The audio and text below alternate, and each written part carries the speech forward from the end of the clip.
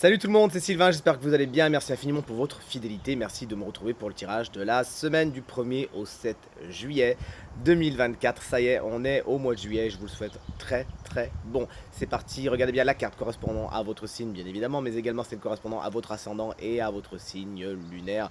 Trois cartes qui feront que vous aurez encore davantage de renseignements et de conseils. L'ordre du tirage des signes de la semaine est le suivant. On commence avec vous, chers amis signes d'air, puis on enchaîne avec vous, chers amis signes de feu. On enchaîne avec les signes de terre pour terminer par vous, chers amis signes d'eau. Si vous désirez une consultation privée, vous trouverez toutes les informations pour me joindre dans la barre de description de cette vidéo. Elle s'affiche également au bas de votre écran. Le numéro de téléphone, quant à lui, il est juste ici. Allez, je vous embrasse bien fort. Très belle semaine et tout de suite, place au tirage. Allez, on commence comme convenu ce tirage avec nos chers amis signes d'air, les Gémeaux. L'impératrice est à l'envers. C'est une carte qui nous parle d'intellect, de réflexion, de mental. Autant vous dire que vous, ça vous correspond. Et lorsqu'elle est à l'envers, on vous explique que vous réfléchissez peut-être un petit peu trop, ou du moins que vous n'utilisez pas votre intellect à bon escient cette semaine.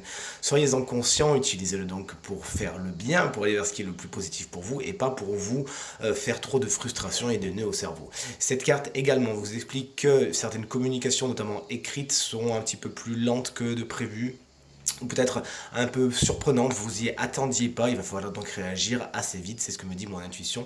C'est une femme également, l'impératrice, qui peut poser problème dans votre semaine, qui peut être un frein à votre évolution. Chers amis, Balance, voici le roi d'épée, le roi des signes d'air, vous êtes donc bien à l'honneur cette semaine, félicitations.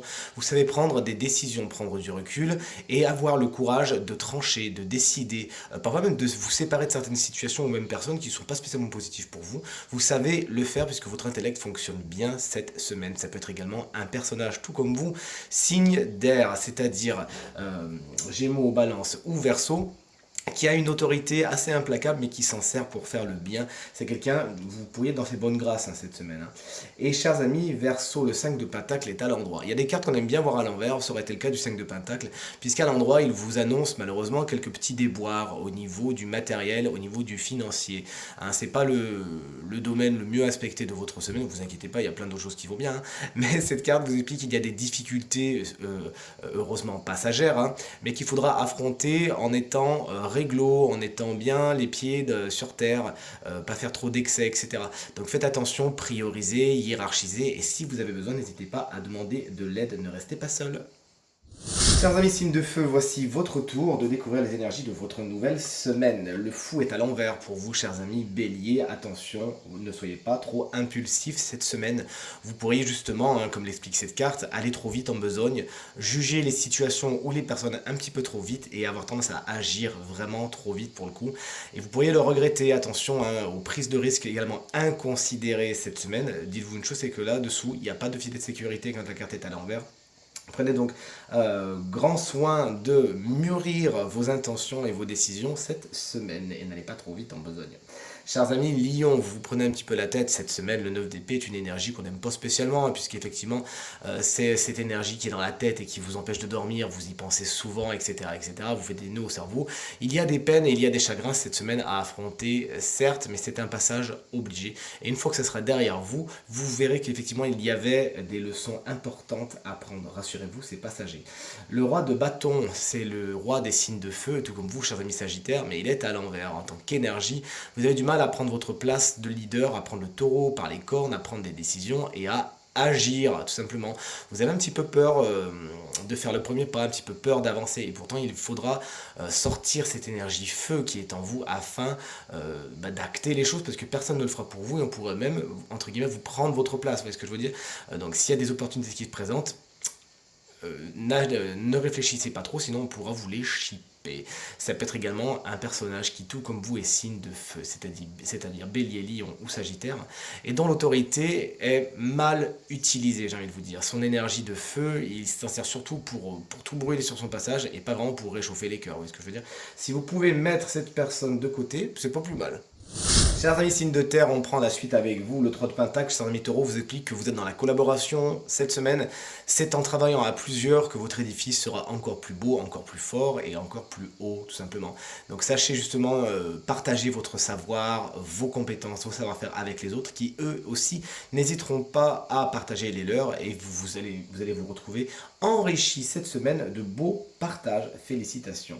Chers amis vierges, voici la carte de l'ermite. Vous avez besoin de réflexion, vous avez besoin de vous poser 2 secondes cette semaine. Vous êtes un petit peu seul, mais dans le bon sens du terme, c'est-à-dire que vous allez en profiter pour vous occuper de vous, pour faire une pause. Et pour beaucoup de vierges, c'est mon intuition pour faire le point sur ce qui va, sur ce qui va pas, sur ce que vous avez envie, sur ce que vous n'avez plus envie du tout, justement.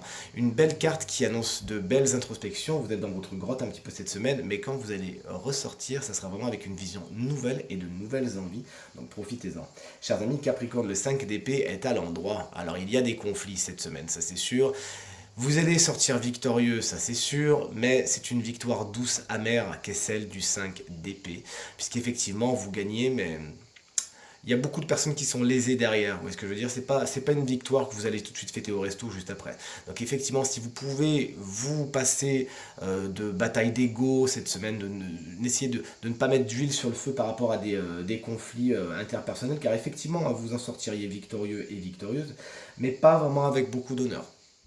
Enfin, vous voilà, chers amis, signe d'eau pour terminer ce tirage. Les cancers, on vous embrasse bien fort. Si vous fêtez votre anniversaire cette semaine, le roi de Pentacle est à l'envers en tant qu'énergie. Vous misez un petit peu tout sur le matériel et le financier, mais vous en faites des nœuds au cerveau, tout simplement. Il peut exister effectivement, il ne faut pas se mentir, des soucis qui heureusement sont passagers au niveau du matériel et du financier parce que vous n'avez pas dépensé votre argent comme il aurait fallu. Et il y a des choses à assumer cette semaine qui justement vont avoir un petit peu de mal à passer. Ne vous inquiétez pas, vous allez retomber sur vos pieds et tout se passera pour le mieux. Cette carte effectivement peut représenter un personnage signe de terre de votre semaine qui a beaucoup d'exigences et qui aura tendance à tirer sur la corde. C'est quelqu'un qui certes a réussi dans son quotidien, mais qui a tendance à pousser les autres et à exiger beaucoup. Sachez tout simplement rentrer dans un dialogue bienveillant avec cette personne et tout se passera pour le mieux. Chers amis Scorpion, la carte du soleil est une carte géniale, elle est à l'envers, vous inquiétez pas, elle n'est pas bien méchante. Elle vous explique juste que vous pourriez manquer de confiance en vous cette semaine, manquer de dynamisme. N'hésitez donc pas à taper là-dedans, à regarder tout ce que vous avez accompli et qui a bien fonctionné afin de booster votre morale. Également, cette carte me fait penser qu'il peut y avoir des gens dans votre quotidien cette semaine qui ont un ego un petit peu démesuré quand même, et qui vont peut-être vous agacer. Il faudra tout simplement ne pas mettre d'huile sur le feu, ne pas les juger trop sévèrement ces personnes, mais surtout leur dire avec beaucoup de bienveillance ce que vous pensez. Et chers amis poissons, la semaine est dynamique avec le 8 de bâton, autant vous dire ça fonce, ça fuse.